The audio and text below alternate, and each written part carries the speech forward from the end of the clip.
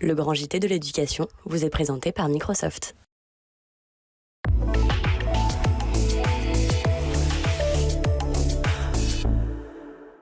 Bonjour à tous et bienvenue dans le Grand JT. Tout de suite le sommaire. À quel point les enjeux d'avenir et d'écologie pèsent-ils dans le vote des jeunes aux européennes? À moins de 3 mois du scrutin, on va parler d'engagement, d'éducation aux impératifs de lutte contre la crise climatique avec notre invité Abdoulaye Diarra, qui est membre de la liste Europe Écologie Les Verts aux européennes. Sensibiliser vos enfants aux nymphéas de Monet, c'est tout un art et pour cela, rendez-vous à l'espace famille du musée de l'Orangerie à Paris. Une découverte sensorielle et créative des œuvres vous attend. On en parlera avec Céline Meller. Enfin, nous retrouverons Guillaume Ouattara qui nous parlera de l'ouverture d'une université anti-woke au Texas. Mais tout de suite, place à l'actualité avec Guillaume.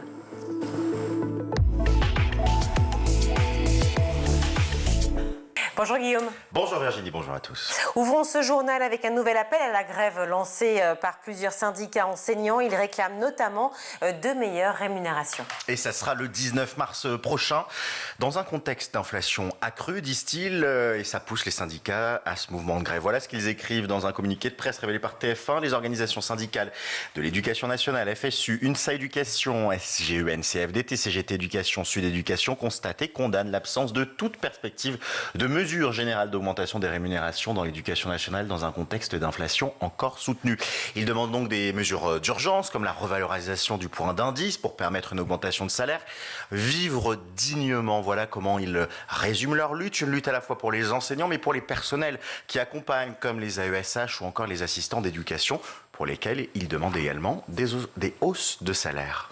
Poursuivons ce journal avec un retour sur les propos de Gabriel Attal que nous évoquions donc hier en marge de la cérémonie d'hommage aux victimes du terrorisme, hommage qu'il présidait hier.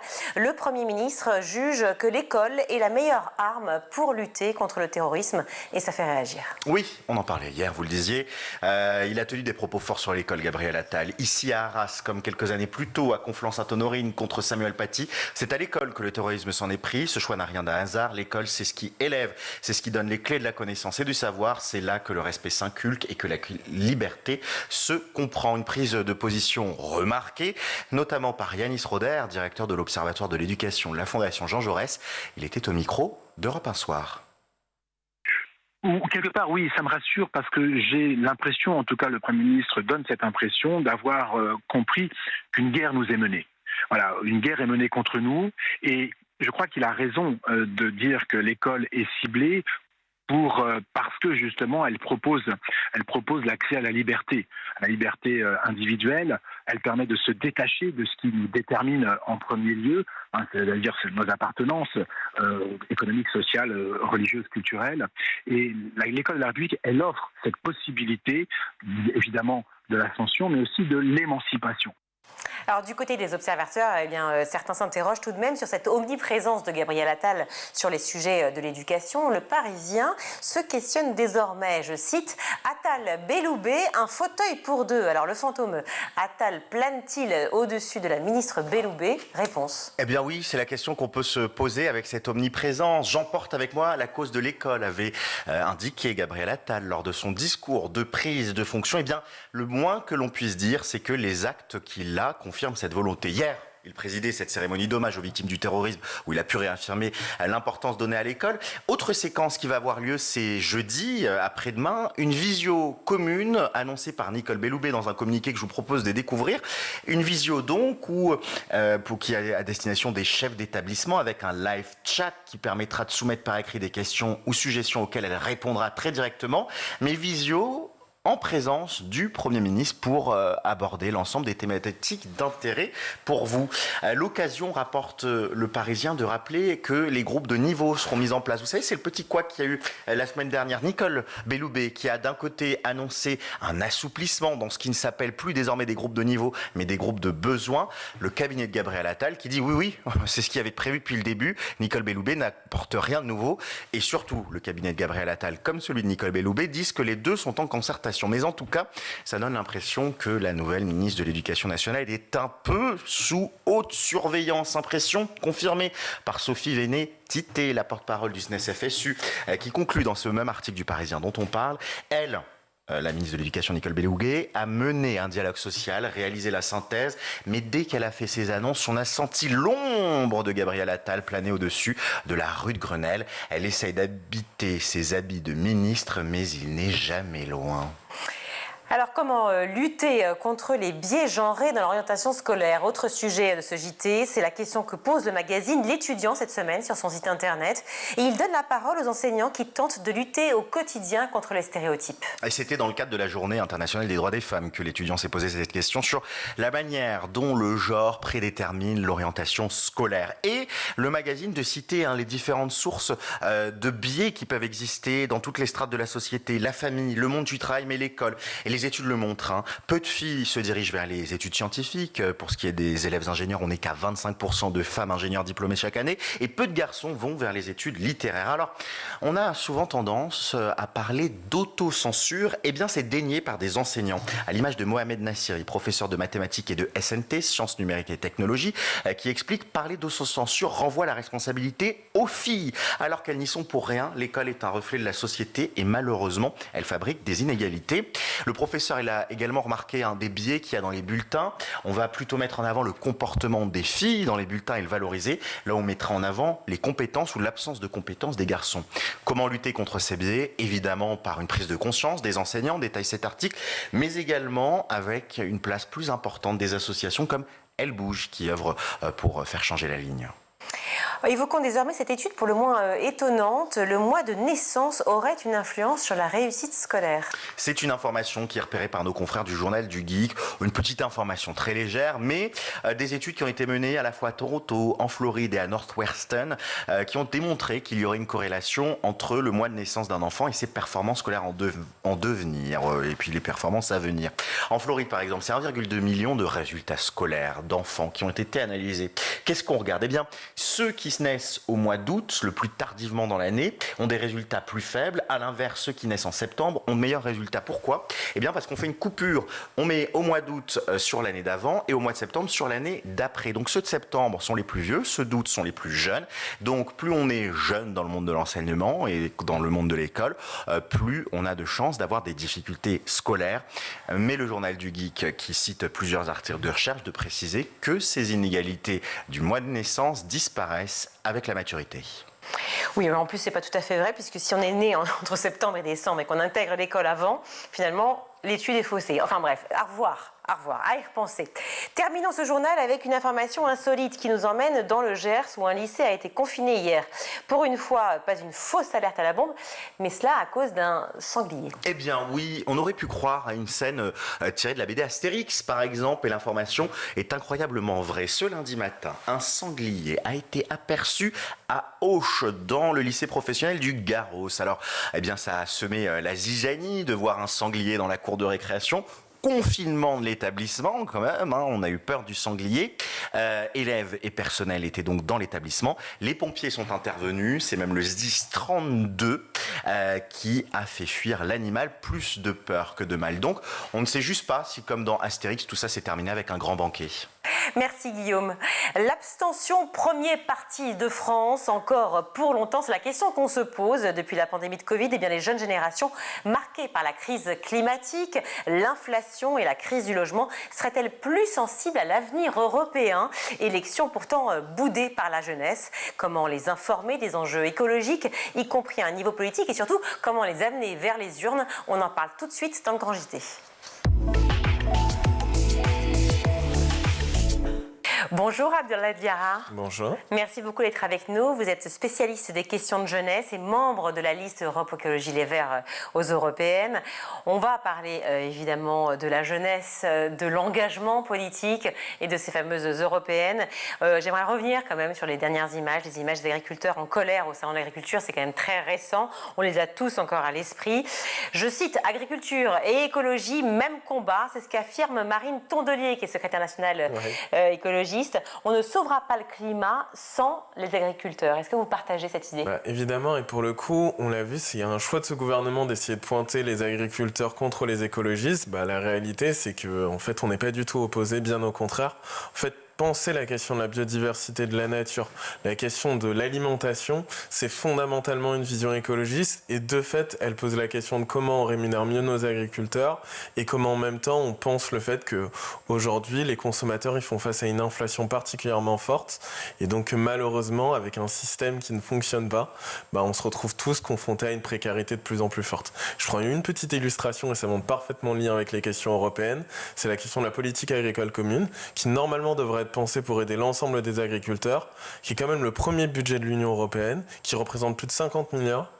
En fait, la réalité, c'est qu'aujourd'hui, ce budget, il touche à 81%, seulement les 20% d'agriculteurs, 20% des agriculteurs, et c'est surtout les agriculteurs, entre guillemets, qui ont le plus de moyens, ceux qui ont les plus grandes surfaces. Et en réalité, ce qu'on dit, nous, en tant qu'écologistes, c'est qu'on doit repenser la politique agricole commune pour permettre aux agriculteurs de pouvoir faire du bio, de pouvoir vivre dans de meilleures manières, et surtout de pouvoir vendre, enfin, une alimentation qui permet à des personnes de pouvoir consommer bien, pour leur santé et surtout moindre cher. Vous ne pensez pas que la PAC a pu défendre justement une grande partie des agriculteurs et leur permettre d'exercer leur métier ? Je pense que la PAC, l'idée est belle et justement elle permet juste aujourd'hui d'aider les agriculteurs. Par contre aujourd'hui elle est dévoyée. En fait aujourd'hui c'est bête et méchant mais quand on est un agriculteur ou en tout cas quand on fait partie des 80% des agriculteurs, aujourd'hui on ne bénéficie qu'à hauteur de 20% de ce que bénéficie la France sur l'enveloppe de la PAC. Autrement dit, pour la grande majorité des agriculteurs, et on le voit, ils vivent en dessous du seuil de pauvreté, en dessous du SMIC.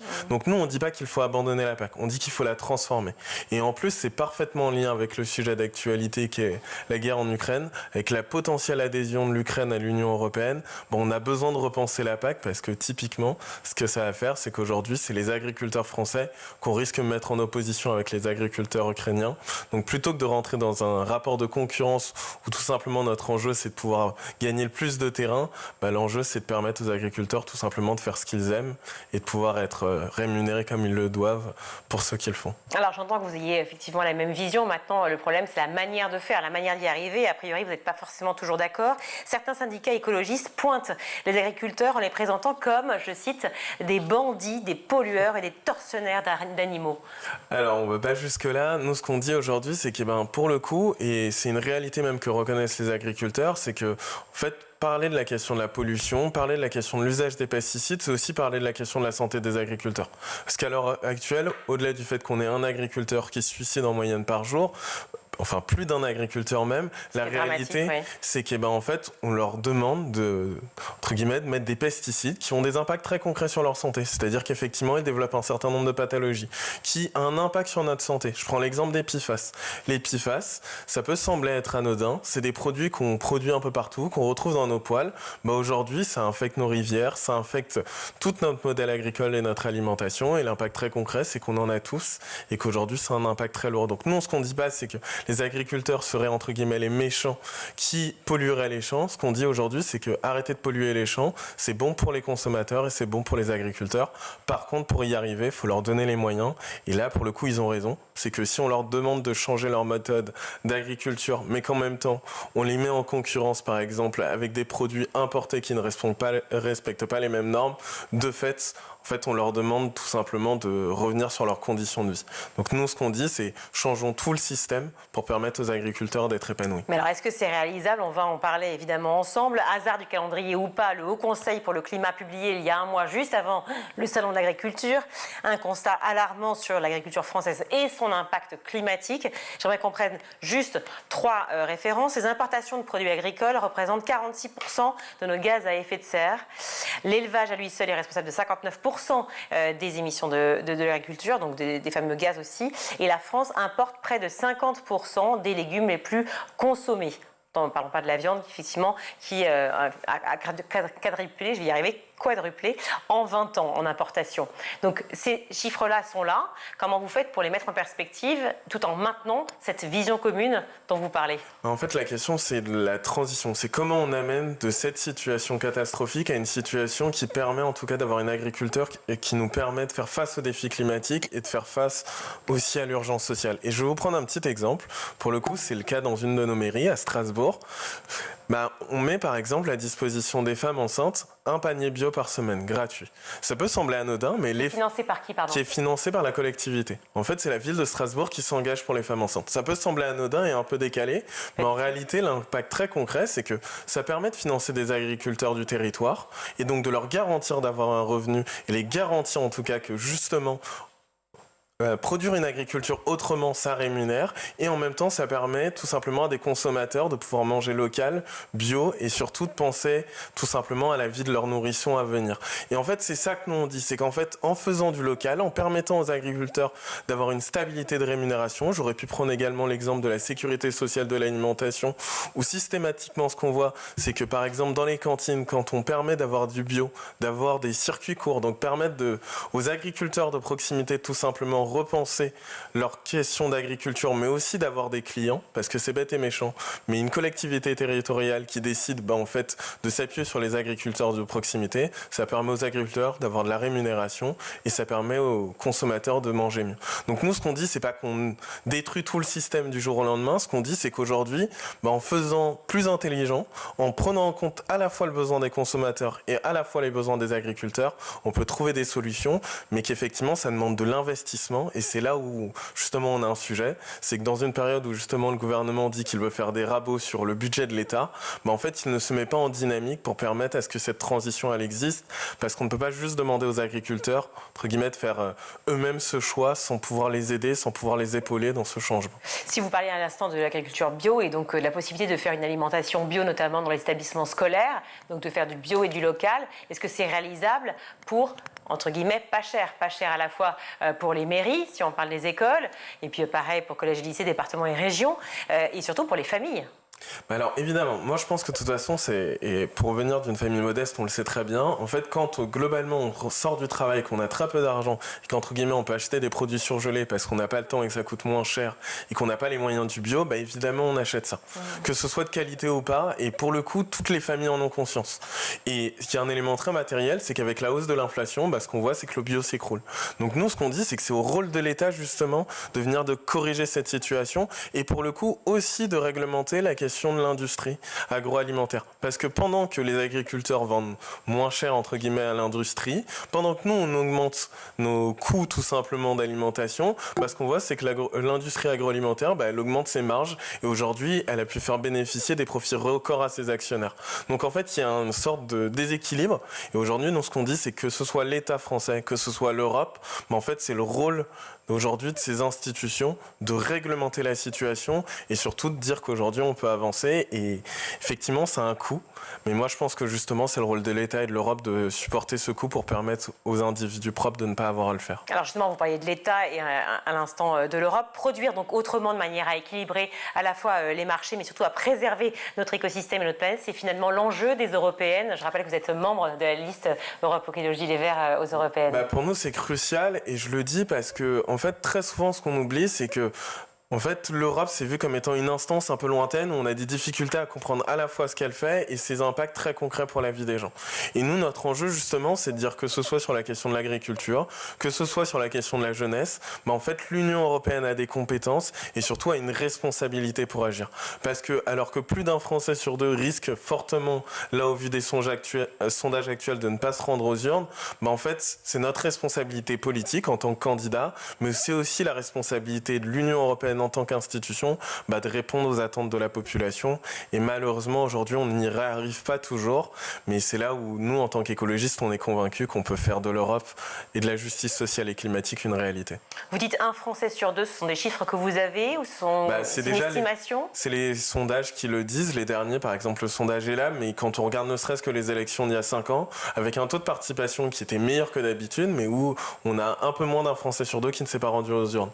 Et donc, j'avoue que aussi vrai qu'on s'est tous félicités en disant en fait il y a un nouvel engouement européen, quand il y a quasiment un Français sur deux qui ne se retourne pas aux urnes, on ne peut pas être tout à fait satisfait. Et nous, notre objectif, c'est justement d'aller voir les gens qui se détournent des urnes pour leur dire effectivement que voter écologiste, ça change vraiment leur vie. Sachant que les abstentionnistes quand même restent le premier parti de France. À l'occasion des marches pour le climat, on a vu ce qu'on appelle la génération Y ou même Z aujourd'hui, donc les plus jeunes, étaient régulièrement pointés du doigt pour ce qu'on a appelé l'utopisme passif, pour en fait leur désintérêt pour le vote pour les urnes. Est-ce que vous pensez que cela a changé, qu'il va y avoir un sursaut justement pour les européennes, à force de parler, à force justement d'agréger tous les plateaux de télévision comme le nôtre? Est-ce que vous pensez que vous allez pouvoir convaincre? Nous, c'est ce qu'on essaie de faire. Après, le contexte n'est pas facile pour les jeunes. En fait, quand on regarde les chiffres, et ça vaut à travers toute l'Europe, parce qu'on a des fois un zoom un peu franco-français, mais en fait, la précarité des jeunes, elle explose. Un sentiment de résignation. En fait, il y a 5 ans, moi le premier, on n'était pas tous forcément convaincus de l'urgence climatique. Mais à force de bataille, on a tous réussi à faire marquer dans la société le fait qu'effectivement la crise climatique était une réalité et qu'il fallait l'adresser. Malheureusement, ce qu'on voit depuis 5 ans, c'est que, en fait, on a réussi à obtenir des avancées, mais que là, que ce soit le gouvernement, que ce soit l'extrême droite, systématiquement, on voit des reculs. Là, le premier élément sur la question agricole, effectivement, ça a été de dire qu'il faut suspendre les normes environnementales, comme si finalement c'était les normes environnementales qui avaient un impact sur la rémunération des agriculteurs. En fait, ça fait qu'aujourd'hui, les jeunes ont du mal. C'est un peu plus complexe, ça a joué, vous le concevez quand même. Oui, mais c'est un jouet, mais surtout parce que l'État n'a pas joué son rôle. En fait, c'est facile de dire c'est la faute des autres, mais jamais de la mienne. En fait, effectivement, on pourrait même avoir tendance à oublier que le gouvernement fait partie de la majorité au Parlement européen, que le gouvernement a voté la PAC, que effectivement toutes les difficultés aujourd'hui que rencontrent les agriculteurs, pour le coup, nous on les avait dit, et pour le coup, nous on a voté contre.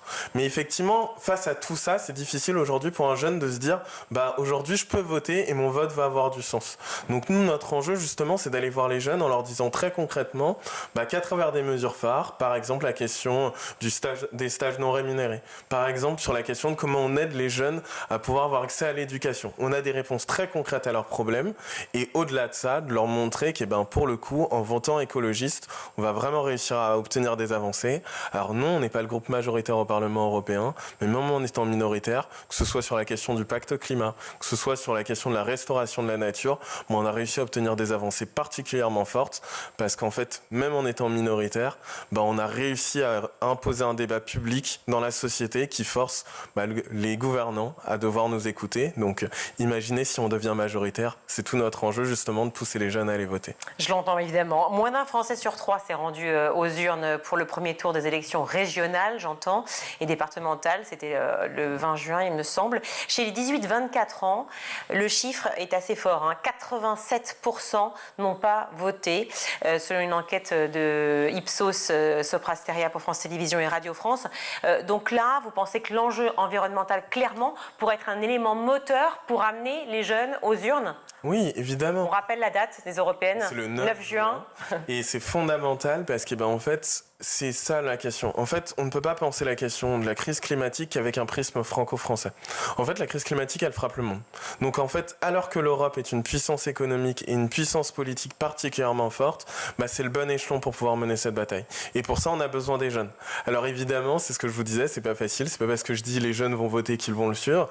Mais nous, notre enjeu, c'est pour ça que je suis là aujourd'hui. C'est pour ça que je fais un peu le tour de tous les plateaux. C'est pour ça que nous, on a fait le choix de lancer notre campagne militante très tôt. Donc, ne serait-ce que la semaine dernière, on arpentait les marchés pour essayer justement de sensibiliser, qu'on a fait des actions devant des établissements universitaires pour leur dire en fait le résultat des scrutins, il va dépendre des jeunes.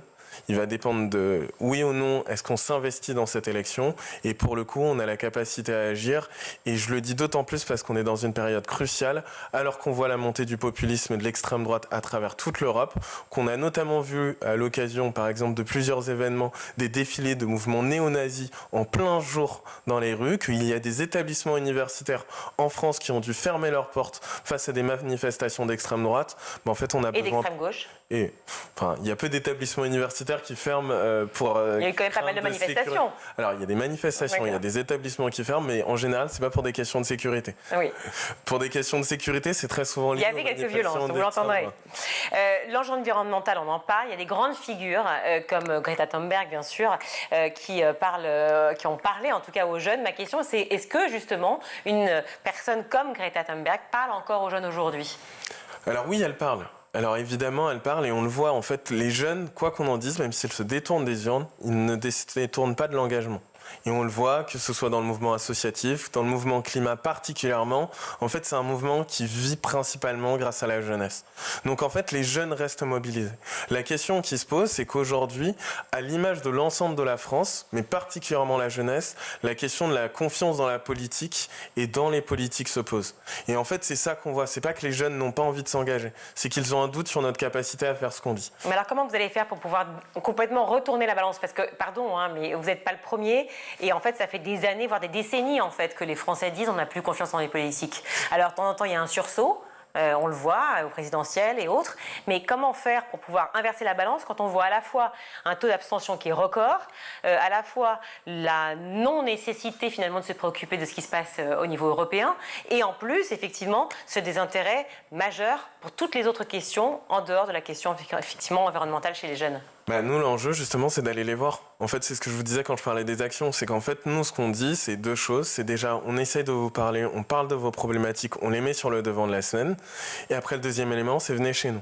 En fait, c'est bête et méchant. Mais nous, on est convaincus qu'aujourd'hui, un outil politique, il appartient à l'ensemble de la population et particulièrement à la jeunesse. Et j'en suis une bonne illustration. Moi, ça fait plus de 15 ans que je m'engage sur les questions de jeunesse. Je suis un ancien syndicaliste étudiant. Je suis encore vice-président d'une fondation santé à destination des jeunes. En fait, tout mon engagement, il a été tourné sur comment on permet à des jeunes qui rencontrent des difficultés financières, qui rencontrent des difficultés de santé, ils puissent avoir accès aux études, ils puissent avoir accès tout simplement à l'égalité et au fait de pouvoir faire eux-mêmes leur choix de vie. Donc effectivement, c'est le combat particulier que je porte, d'où le fait que ce soit moi qui soit envoyé aujourd'hui pour la liste aux élections européennes, mais c'est aussi l'enjeu de toute notre liste et ça va être le cœur de toute notre action. Un engagement d'autant plus important parce qu'on le sait, on le voit effectivement chez les jeunes qui sont plus faibles socialement, qui sont plus défavorisés, il y a un décrochage, j'allais dire, d'adhésion politique. On le voit. Donc comment faire? On a l'impression que finalement ils se disent non mais de toute façon moi je suis un oublié depuis tellement longtemps. Exactement, et de toute façon on se dit on est un oublié et en réalité qu'est-ce que ça a changé dans notre vie? Aujourd'hui, qu'est-ce que l'Europe va m'apporter alors que je rencontre pas mal de difficultés scolaires, financières, personnelles ou autres? Et donc nous, notre enjeu, c'est de dire regardez, sur la question d'éducation, justement, on est en train de repenser à comment aujourd'hui on peut permettre à l'Union européenne de vous permettre d'avoir les moyens financiers de pouvoir étudier dans les meilleures conditions possibles. Sur la question des stages. Les meilleures conditions, c'est l'équité aussi, c'est la mixité sociale. Oui, exactement. Et aujourd'hui, comment on fait en sorte que l'éducation au niveau européen, qui n'est pensée qu'à travers un prisme purement élitiste et qui parfois oublie justement la question de la mixité, comment on permet à des personnes de milieux modestes d'avoir accès à l'éducation, en fait c'est ça aussi qui est au cœur de notre engagement. C'est la question des stages non rémunérés. Parce qu'effectivement, le stage c'est un élément particulièrement fort d'insertion professionnelle, mais aujourd'hui quand il n'est pas rémunéré et qu'on vient d'un milieu modeste, c'est particulièrement difficile de pouvoir faire un stage, particulièrement dans certaines disciplines, par exemple le droit, où le coût des études, que ce soit parce qu'on doit s'acheter des codes civils, d'autres livres, est particulièrement fort et donc on ne peut pas se permettre de perdre du temps sans être rémunéré. Mais c'est également la question de la mobilité. Comment on permet à des jeunes d'avoir accès à de la mobilité? Je prends juste un petit exemple. À Lyon, on met en place des vélos gratuitement à destination des jeunes pour justement leur permettre de pouvoir avoir accès à de la mobilité, pour pouvoir accès à une autre manière de faire qui est plus environnementale et qui est meilleure pour leur santé. C'est bête et méchant, ça coûte 0 € et ça permet justement à des jeunes de pouvoir avoir accès à des choses. Quelle est votre position par rapport aux mouvements écologistes radicaux? Parce que vous le dites, vous allez prêcher entre guillemets la bonne parole sur les marchés, essayer de parler à tous les jeunes, quels qu'ils soient. Mais à côté de cela, il y a aussi des mouvements, et on les connaît, qui sont beaucoup plus radicaux. Quelle est votre position? Moi, je pense que très souvent, on pointe les mouvements radicaux en les pointant du doigt en disant que ce qu'ils font, c'est mal. Moi, mon enjeu, c'est pas de savoir si ce qu'ils font est bon ou pas. Moi, ce que je constate aujourd'hui, c'est que malheureusement, quand on est dans une situation d'urgence climatique et sociale et qu'on a l'impression de ne pas avoir sa voix au chapitre, en fait, la question de la radicalité, de fait, elle se pose. Et en fait, je prends un exemple bête et méchant. Je vous parlais, par exemple, des PFAS. On en parle assez peu alors qu'il s'agit d'un scandale sanitaire. Substances chimiques. C'est des substances chimiques qui, aujourd'hui, se retrouvent à peu près dans toute la population. Pour donner une illustration très simple, on a fait des tests auprès de nos députés. Il y a un milieu qui, normalement, est plutôt protégé. 100% de nos députés sont contaminés au PFAS. On a fait le tour dans la région. Alors qu'on soit le plus grand écologiste, qu'on fasse attention, qu'on cultive soi-même son potager ou pas, en fait, on est empoisonné au PFAS. Et ça a des conséquences parce que, par exemple, c'est prouvé que ça a des liens avec le fait de pouvoir avoir des cancers. Mais en fait, cet élément-là, qui pourrait sembler être central de débat public et de débat avec le français, il n'existe, par exemple, depuis quelques temps que parce qu'il y a des activistes qui ont effectivement mené une action plus radicales à Lyon, notamment sur la question de la vallée de la chimie. Ou encore parce que, par exemple, sur les questions climatiques, on a vu le jet de peinture sur la vitre qui protège la Joconde. En fait, ça vous a choqué ? Non, parce que pour le coup, alors en termes déjà de gestion d'opinion, il faut l'avoir en tête, il y a plusieurs vitres de protection, donc toute l'action était plus symbolique que risquait entre guillemets d'attacher ou de porter atteinte à des peintures. En fait, l'un des enjeux, et malheureusement qu'on a, c'est que quand on n'a pas d'audience, la question symbolique se pose de fait. Donc nous, en tant que parti politique, notre enjeu, c'est pas d'appeler à des actions violentes ou ainsi de suite, mais c'est de dire qu'aujourd'hui, la non-violence, c'est aussi quelque chose de fondamentalement politique, et donc la question de comment on fait des actions symbolique, elle est aussi fondamentale et pour le coup, elle est au cœur de nos actions en tant qu'écologistes. Donc je ne stigmatise personne, je dis juste aujourd'hui, nous en tant que parti politique, notre objectif c'est de montrer qu'on peut se faire entendre via les institutions et qu'on peut aussi obtenir des victoires très concrètes pour les gens.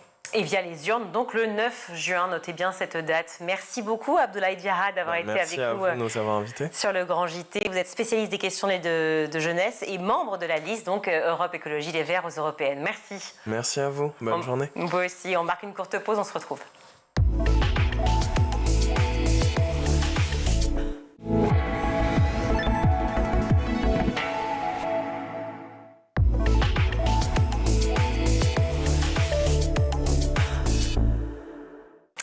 De retour dans le Grand JT d'éducation, je suis ravie d'accueillir Céline Meller. Bonjour. Bonjour. Merci d'être avec nous. Vous êtes chargée de médiation jeune public et famille à l'espace famille du musée d'Orsay et de l'Orangerie. Le musée de l'Orangerie qui se trouve donc dans les Tuileries à Paris, qui est un magnifique établissement, magnifique musée, absolument sublime où j'ai eu la chance d'aller plusieurs fois. Cette exposition, alors j'ai le dossier de presse sous les yeux, vous ne l'avez pas, mais je vais vous dire, jouer, c'est tout un art. Et je me dis, mais c'est absolument magnifique en fait. C'est vraiment une invitation, effectivement, à rencontrer l'art de manière ludique et pratique pour toutes les familles. Tout à fait. Donc, on a effectivement créé un petit écrin, un bel écrin, donc au sein du musée de l'Orangerie, pour inviter les petits, les grands à passer un bon moment ensemble, à jouer, parce qu'en fait, la promesse, c'est vraiment de passer des bons moments, d'avoir différentes activités, des petits jeux.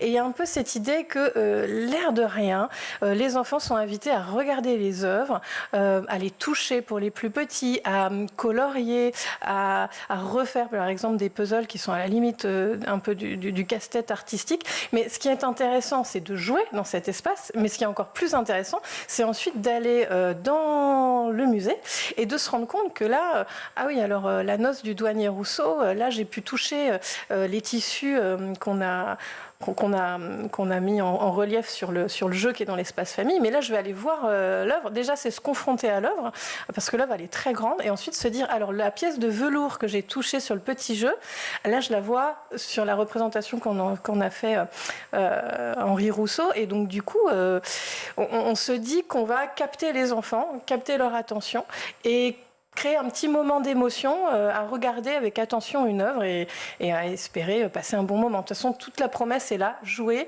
regarder les œuvres et s'amuser en famille. Oui, c'est ça, c'est l'éveil des sens dont vous parlez, effectivement, toucher ces fameux tissus pour le douanier Rousseau, enfin pour Henri Rousseau, mais c'est aussi écouter, vous le dites, les nymphéas donc de Claude Monet. C'est tout un éveil qui va s'opérer, une pièce uniquement réservée aux nymphéas. Alors la pièce, tout le design de la pièce, elle reprend les codes des nymphéas, donc les couleurs. Donc on est vraiment baigné dans ces bleus, dans ces nuances de vert, il y a du jaune, parce qu'il y a du jaune aussi dans les nymphéas. On est dans l'univers aquatique. En fait, l'espace, il est même marqué. Enfin, en fait, il y a un espace où on rentre dans l'espace, on doit se déchausser pour rentrer dans la zone où on évolue, où on a les différentes activités. Et donc, c'est comme si c'est un grand plongeon. Se déchausser, c'est aussi pas anodin. Et tout l'univers des nymphéas est convoqué. Les tables, elles prennent la forme de ces fleurs d'eau. l'eau. C'est nénuphar, c'est ça? Nénuphar. Oui. Il y a un grand gradin, une grande assise qui est alors à moitié un espace où on peut se reposer, mais les enfants adorent aussi sauter sur les... Mais en tout cas, ça forme des petites vagues. On a l'éclairage il y a eu un soin aussi qui a été apporté sur l'éclairage où il y a différents scénarios de luminosité et on est aussi dans différentes atmosphères, des bleus, des couleurs plus ou moins chaleureuses et tout ça. Et donc le luminaire a aussi une forme comme les ronds, des vibrations que l'eau fait dans l'eau. Et ça aussi sur le sol aussi, on retrouve ces formes de ronds dans l'eau. Et donc, il y a eu un soin vraiment important qui a été mis sur le design, sur un architecte aussi avec qui on travaille, qui est un architecte du musée d'Orsay et de l'Orangerie, Antoine Rousseau, qui a conçu tout ce design-là. Et voilà, ça participe de l'espace aussi. C'est d'être dans un beau lieu et les enfants sont très très sensibles à ça. Alors les parents qui les accompagnent, les adultes qui les accompagnent aussi, mais je pense que le sens cultiver le sens aussi du beau, c'est important d'avoir des belles matières, des belles couleurs, des beaux objets. Donc ça se ressent aussi dans l'atmosphère de ce lieu-là. Et puis une façon bien sûr de rappeler l'histoire à la fois de l'artiste, mais aussi du tableau en question, de l'œuvre en question, parce que les nymphéas c'est pas rien, il y a eu plusieurs nymphéas en fait. Pendant je ne sais plus combien de décennies, Monet a peint ces nymphéas. C'est un rappel permanent. Tout à fait. Et donc, quand on vient aussi dans cet espace, parce que l'espace, il est vraiment pensé pour créer des ponts avec le musée. Donc, allez voir les œuvres de la collection permanente du musée, la collection Paul Guillaume, mais aussi aller complètement être dans ce bain de couleurs, selon ses mots, comme un aquarium fleuri, ces nymphéas. Donc, c'est une œuvre très immersive. Et donc, on veut jouer aussi là-dessus. Inciter à découvrir cette œuvre. Ce qu'on propose dans l'espace, il y a effectivement des jeux pensés dès 2 ans. Il y a tout un mur comme ça de petites activités pour les petits. Il y a des activités plutôt de pratique artistique pour les un peu plus grands, on va dire à partir de 4 ans, 4-6 ans, où on a donné une carte blanche à une artiste contemporaine, Anne Bruni. Et il y a aussi un jeu d'activités plus collectives, du coloriage, un petit casse-tête artistique, là, ce que j'évoquais tout à l'heure. Et donc, on propose aussi, donc il y a tout ça est à faire dans l'espace. Il y a un coin pour lire, il y a des podcasts qu'on diffuse aussi dans des alcôves sonores. Mais on donne aussi, au départ de cet espace, des petits sacs de visite pour que les familles, ils passent un très bon moment dans cet espace, c'est génial, mais ils peuvent aussi donc prendre ces sacs, on leur distribue des sacs pour aller dans les œuvres, donc les nymphéas par exemple, et faire des petites activités d'observation avec leurs enfants, toujours dans l'idée de passer un bon moment et aussi d'outiller les parents, en fait, de leur dire... Pardon, quel type d'activité, excusez-moi, quand on retrouve ces sacs?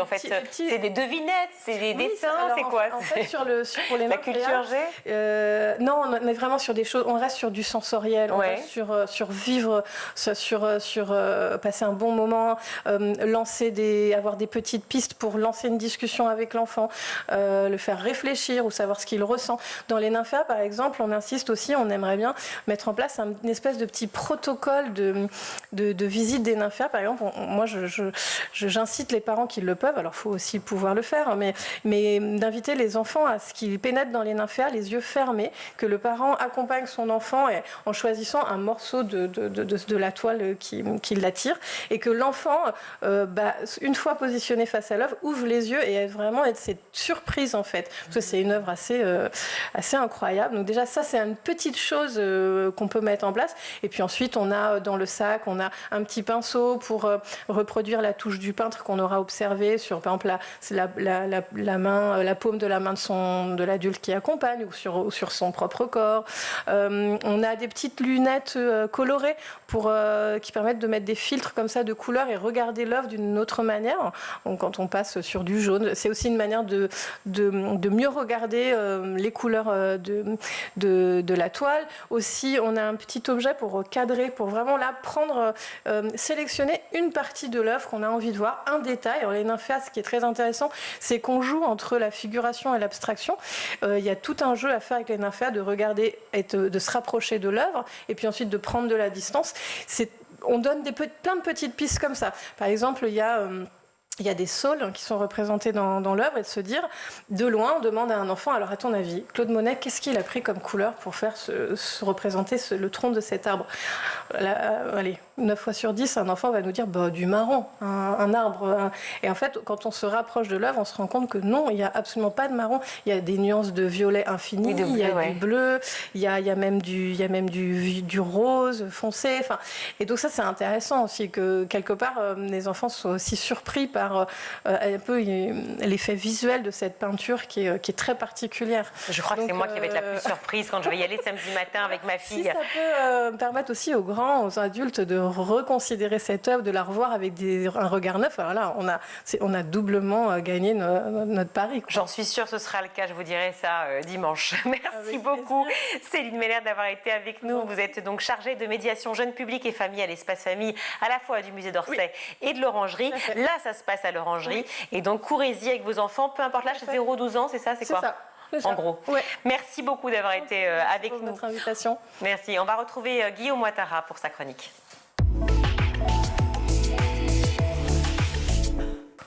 Guillaume, pour votre chronique, vous nous emmenez aux États-Unis, à Austin, au Texas, où la première université anti-woke du pays va voir le jour. Oui, mais d'abord, on va revenir aux bases. Qu'est-ce que le wokisme ? On va faire très attention, Virginie, à chacun des mots qu'on va prononcer si nous n'avons pas envie d'être cancel, puisque c'est le grand package wokisme et cancel culture, le dérapage verbal qui peut entraîner des conséquences en cascade.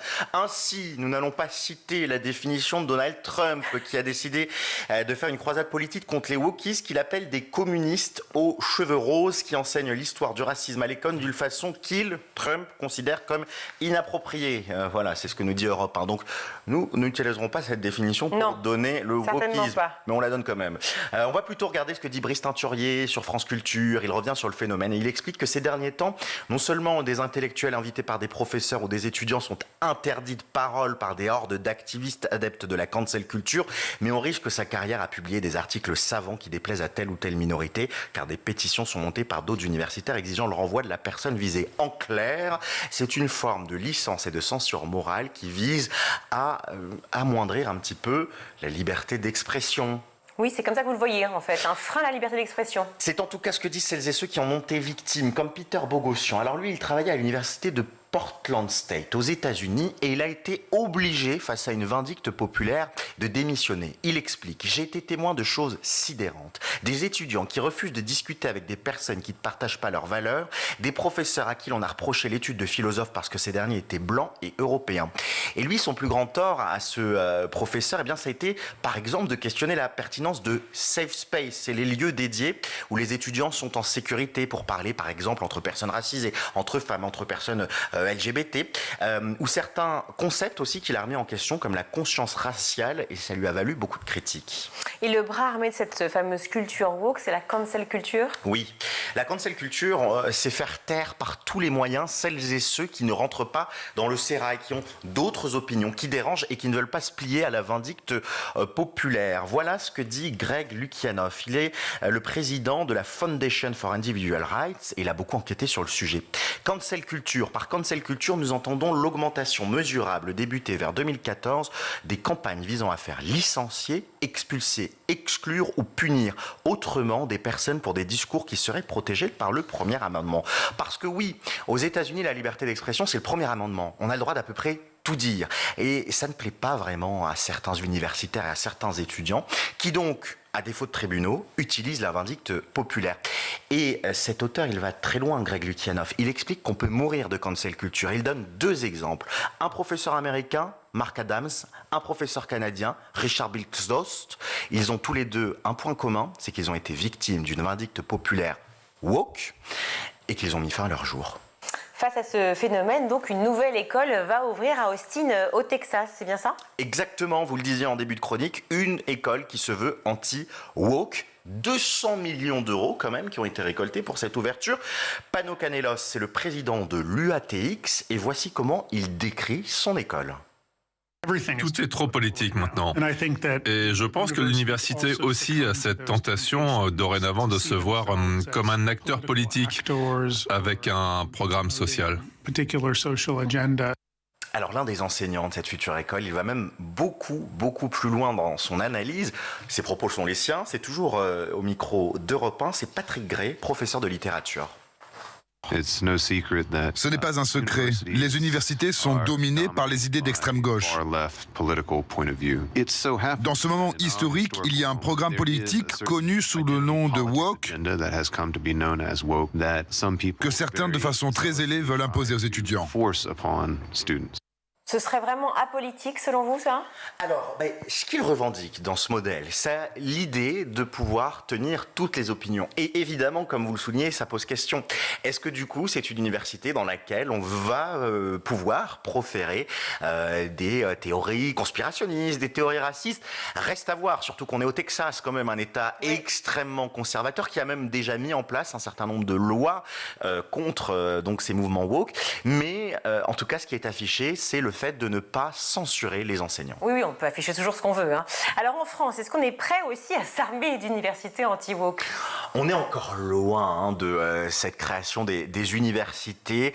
Pourquoi? D'abord parce que le wokisme, vous savez, c'était ce qu'avaient mis en avant et Jean-Michel Blanquer et Frédérique Vidal. Jean-Michel Blanquer, ancien ministre de l'Éducation nationale, Frédérique Vidal qui était à l'enseignement supérieur. Tous les deux s'inquiétaient un petit peu des dérives woke et donc ont mis en place des circulaires, notamment pour l'interdiction de l'écriture dite inclusive dans les textes officiels des universités. Et puis, il y a un maître de conférence en philosophie à Sorbonne Université, président du collège de philosophie, Pierre-Henri Tavoyot, qui est plutôt confiant. Nous avons la chance en France d'avoir un goût prononcé pour le débat intellectuel. C'est en 2022 qu'il explique ça dans Émile Magazine. Et je note que dans cette rentrée littéraire, plusieurs ouvrages paraissent qui analysent le wokisme et le critiquent de manière rigoureuse. Donc, le chemin est encore loin, même si de paroles d'enseignants dans le supérieur, en France, il faut quand même se méfier. La liberté d'expression est à chérir et elle est parfois un petit peu en danger. Merci Guillaume, vous avez bien raison. On va retrouver tout de suite Malika Ménard dans Soutien d'écolier et cette semaine, son invitée est la Miss France 2019, Waimalama Chavez.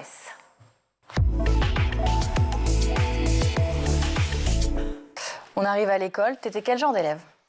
Alors, quand j'étais à l'école primaire, j'étais une petite boule d'énergie. Franchement, ça date. La boule d'énergie, elle est plus du tout d'actualité. Oh, parce qu'on voit quelqu'un de tranquille, là. Ah ouais, rien à voir. Et j'étais très joyeuse et je faisais plein de bêtises, mais j'en faisais pas trop parce que ma grand-mère, la maman de ma maman, elle était maîtresse dans l'école où j'étais. Ah oui. Donc toutes les bêtises que je faisais lui étaient rapportées. Et elle te grondait pas? Elle me grondait. Et puis elle les rapportait à mes parents qui me grondaient aussi. Fois deux, parce qu'elle donnait l'info à maman, puis maman donnait l'info à papa. Donc mamie, maman et papa me grondaient. C'était nul. Je pouvais pas faire des bêtises comme et t'avais envie d'en faire? Ah ouais, toujours. D'ailleurs, ça n'a pas changé. Est-ce que t'étais bonne élève? J'étais à l'école primaire, ouais, j'étais bonne élève, je travaillais bien.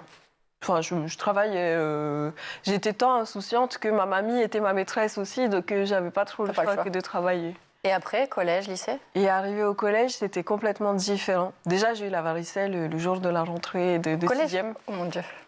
Donc, ça sympa pour les autres élèves, quoi. J'ai été coupée de l'école pendant les 2 premières semaines, une ou 2 semaines. Donc j'ai raté tous les débuts du collège. Et en fait, enfin, de la 6e en tout cas, et ça m'a fait comme une forme de décalage où il y avait quelque chose qui manquait au niveau de l'organisation, au niveau des relations humaines. J'étais plus dans le cadre, disons, assez familial d'une école primaire. Là, on passe au collège, puis il y a les plus grands. Quand on quitte la primaire, on est les plus grands des petits. Mais c'est toujours un petit choc d'arriver au collège, puis après au lycée. Donc, et je pense que j'ai raté cette transition qui a fait que pour le collège, après, j'ai développé une appétence pour la lecture et me réfugiais régulièrement au CDI pour lire et pas avoir... Tu allais te réfugier au CDI pendant la récréation? Pendant la récréation, à la pause de midi ou à chaque fois que je pouvais. Et tu n'avais pas d'amis? Non, pas trop, non. Tout le collège? Ouais, je crois. Enfin, si, plus ou moins, mais c'était pas... J'ai pas gardé des amitiés du collège. Ouais. Et c'est à ce moment-là de ta vie qu'a eu lieu le harcèlement scolaire dont tu as déjà parlé? Vers la fin du collège, oui, tout à fait. Parce que tu t'étais isolée, tu crois? Sûrement. Je pourrais pas trouver vraiment de raison à ça. Comment tu t'en défendais? J'allais au CDI. C'était ça ta défense? Oui. Il n'y a pas de professeurs qui sont venus te venir en aide? Non, puisque j'allais au CDI, j'étais jamais là, donc personne ne pouvait vraiment voir ce qui se passait. C'était du harcèlement passif. On est loin des schémas qu'on a pu voir dans les infos où il y avait des agressions physiques et tout. Les agressions verbales étaient relativement... C'était du harcèlement commun. Par exemple, j'ai les cheveux bouclés. À l'époque, je ne savais pas que j'avais les cheveux bouclés. Mais quand on les a bouclés comme ça et qu'on les peigne, en fait, genre le volume est comme ça. Et on a une expression qui dit « pukarara », c'est les cheveux genre en pétard. Ouais. Et le truc, c'est que nous... Pukarara, ouais. Et à chaque fois, il fallait qu'on se peigne les cheveux tous les matins. Oui, mais quand on a des bouclettes et qu'on ne sait pas les entretenir et qu'on les peigne, en fait, tu as les cheveux qui ressemblent à rien. Et finalement, tu ne ressembles pas du tout aux standards dans lesquels tu dois être niveau beauté ou... C'était ce genre de remarques qu'on te faisait? Ouais, je crois que la remarque la plus récurrente qu'on me faisait pour les cheveux, c'était les chiottes. Quoi? Mais oui, mais toutes les filles, c'est horrible. Elles ont eu ça au moins. Mais ouais. Et là, tu t'en ouvrais à personne? Ta solution, c'était je vais au CDI, je m'isole? Oh, je m'en fichais. Et du coup, oui. Tu t'en fichais? Enfin, c'était comme une forme de rejet de l'information et que plutôt que d'avoir à assumer ça, ouais, je partais au CDI. Donc tu dirais que c'est pas quelque chose qui a laissé des traces? Non, je pense pas. C'est déjà la fin de ce numéro. On se retrouve demain, toujours en compagnie de Vaïma Lama Chavez. À demain. Tout de suite, c'est le meilleur de School TV avec le ZAP. Régulièrement, vous êtes assez enthousiasmé par les écoles Espérance banlieue. Vous en accueillez à l'Aïle Rose? Non, on n'a pas cette chance, mais on essaye d'en prendre les meilleurs ingrédients. Je suis élu à la région Île-de-France où on fait beaucoup, notamment sur les lycées, aux côtés de notre présidente Valérie Pécresse.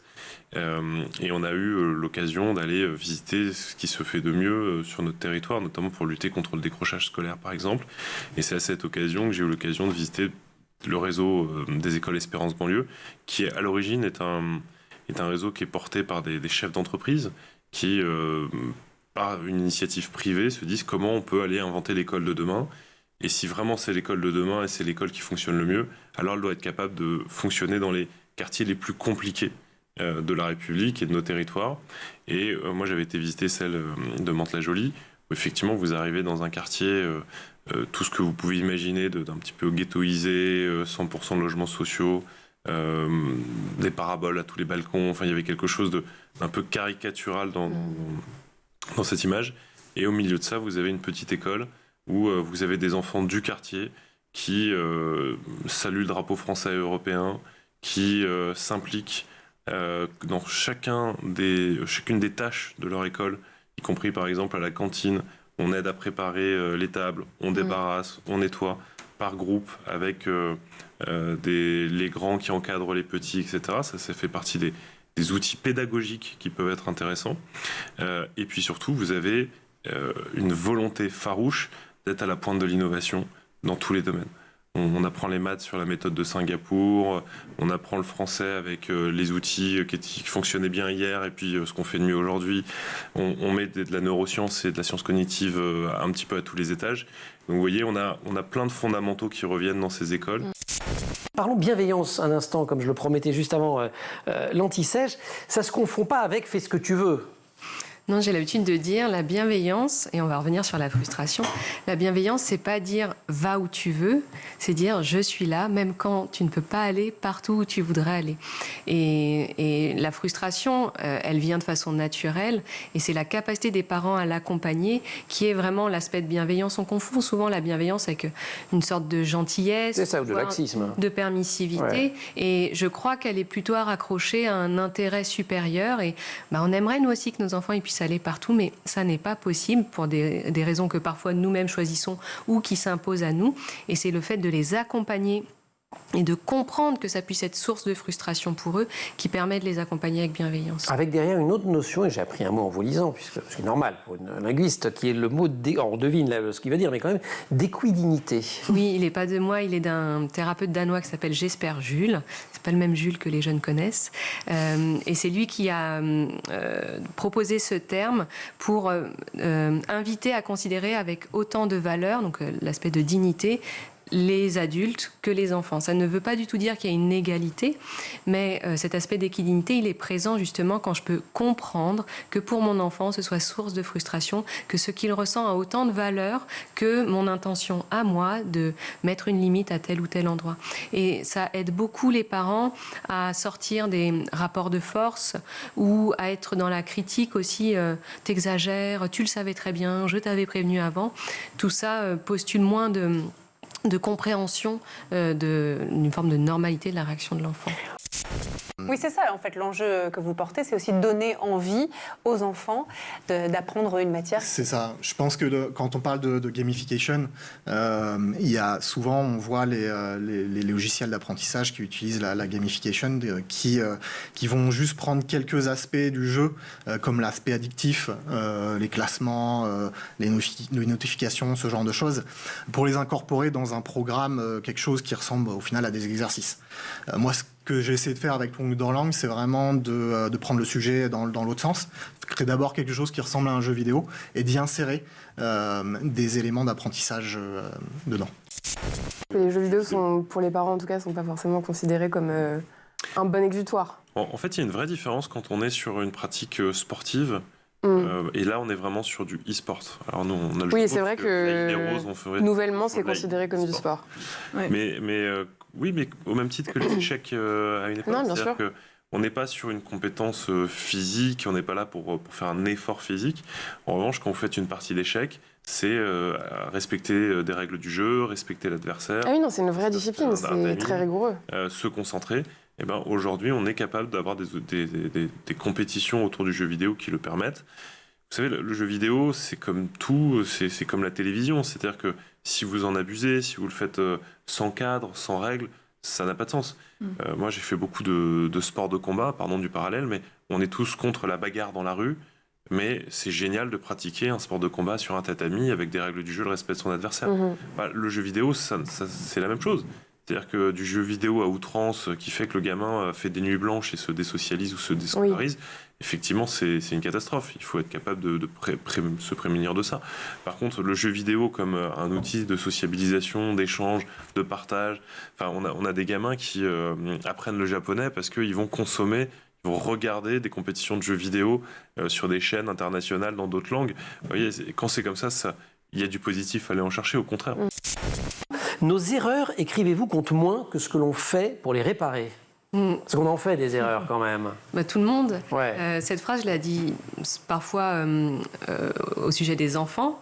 Donc on peut leur indiquer et ça baisse beaucoup la pression, ça facilite le sentiment de responsabilité, d'être capable de faire différemment, de réparer.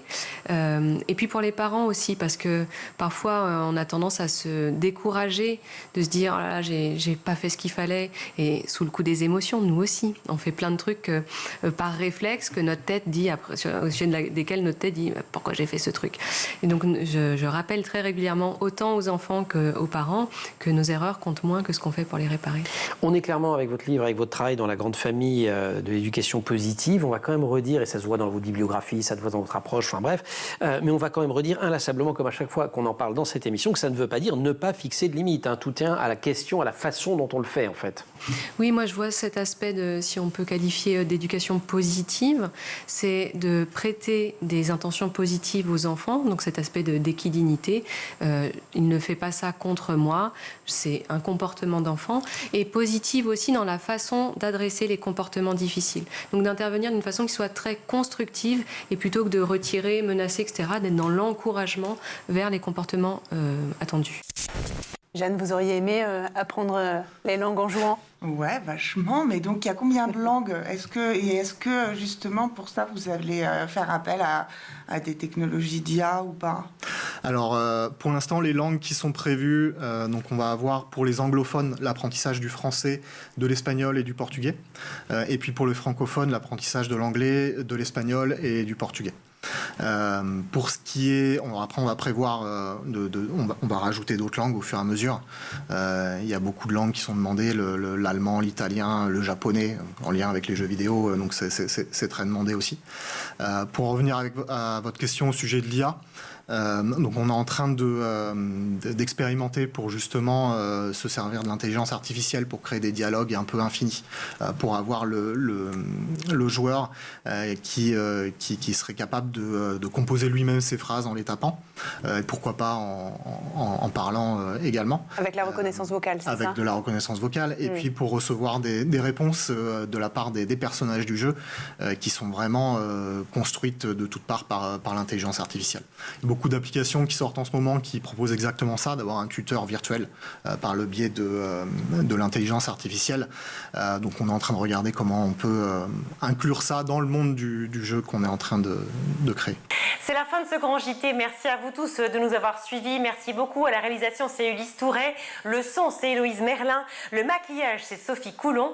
Et puis Emma Ferret, Laura Girard et Roxane Sarfati à la rédaction. Merci à tous. Ciao.